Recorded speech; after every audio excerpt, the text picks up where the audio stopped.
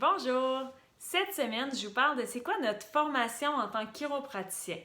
Donc, qu'est-ce que ça prend pour être chiropraticien? Il y en a beaucoup qui se demandent, qui sont un peu mêlés dans différentes approches. Est-ce qu'on est mieux d'aller voir un professionnel de la santé ou un autre? Puis qui pensent à tort que les chiropraticiens, souvent, n'ont pas vraiment de formation, ils ne savent pas trop qu'est-ce qu'on a fait. Donc, juste pour vous situer, pour être admissible au doctorat en chiropratique, on doit avoir terminé notre secondaire. Ensuite, on doit faire le cégep en sciences nature. Puis, par la suite, on peut appliquer. Donc, chiropratique, c'est à l'université. C'est un doctorat de premier cycle de 5 ans.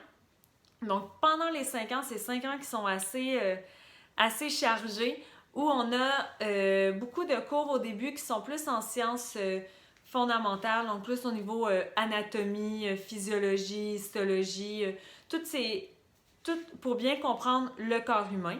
Donc on a deux années qui sont vraiment plus dédiées à ça.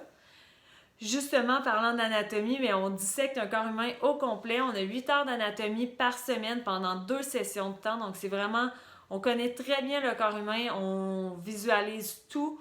Donc, c'est avec quoi on travaille. Donc, on est vraiment connaissant là-dedans.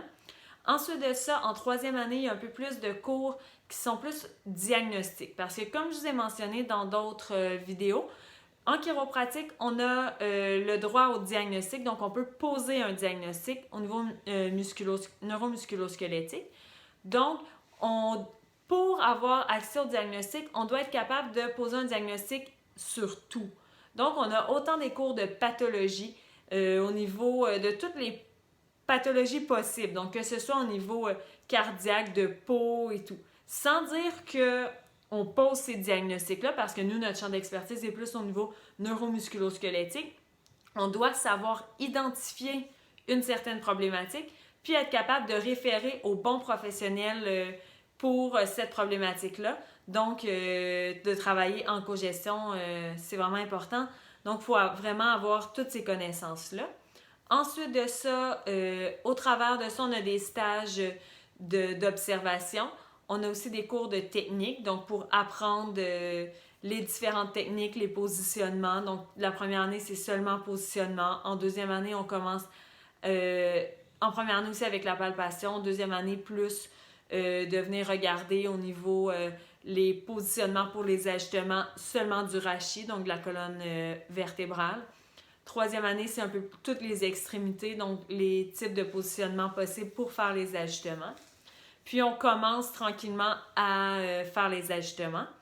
Puis ensuite, en quatrième année, c'est là où on commence l'internat. L'internat dure 2 ans.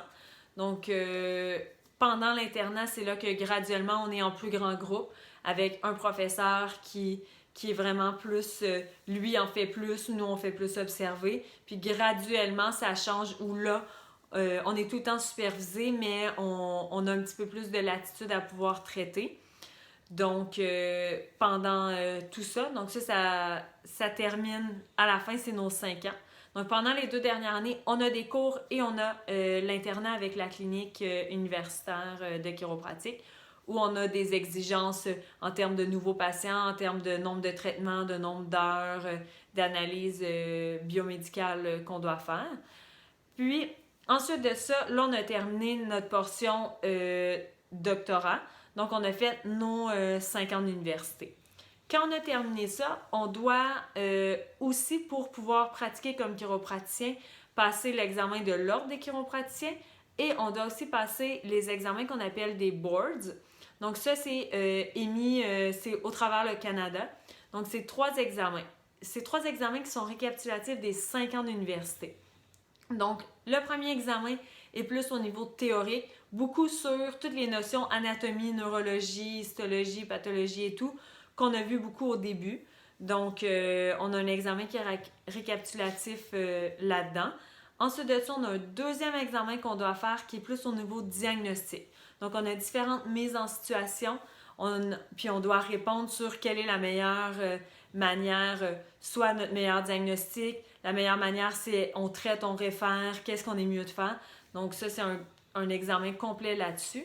Puis, le dernier examen, c'est un examen qui est pratique avec des patients simulés où on arrive devant une porte, puis là, on a une mise en situation.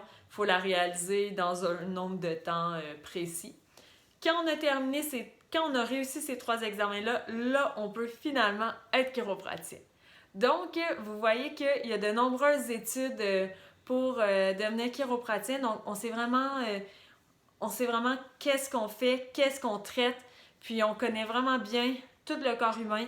On a vraiment beaucoup d'heures, autant théoriques que pratiques, pour prendre votre santé en main. Bonne semaine!